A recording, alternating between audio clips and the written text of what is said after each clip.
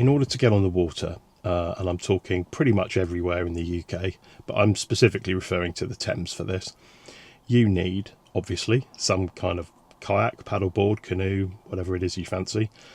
The next thing you need to think of is about your boat safety.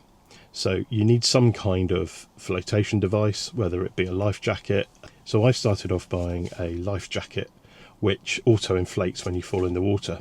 I didn't realise that it would be very difficult to get back into a kayak with an inflated life jacket.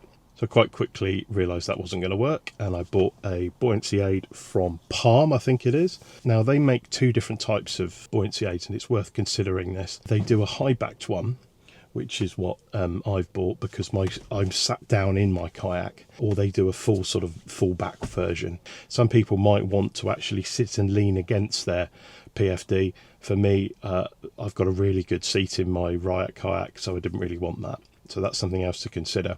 The next thing you need to do is to make sure you're licensed to be on the water. A lot of people don't really realise this, but you have to have a licence for nearly all the waterways in the UK.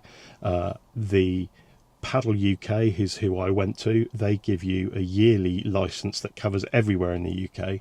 It's about £60 for year one at the time of making this.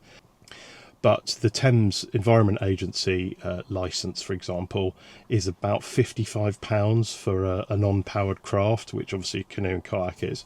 So I'll leave links in the description for these, but make sure that you are compliant.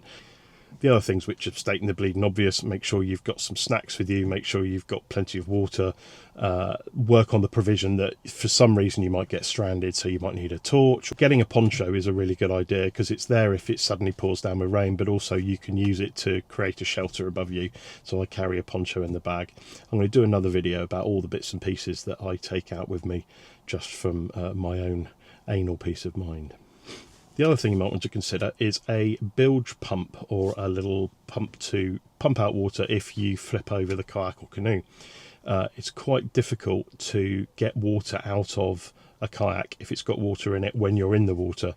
So if you're not able to take it to the riverbank and pour all the water out, open the bung in the bottom, pour the water out, having a pump to be able to pump that out is a really good idea. They're very light and they're very cheap, and I'll cover one of these in another video.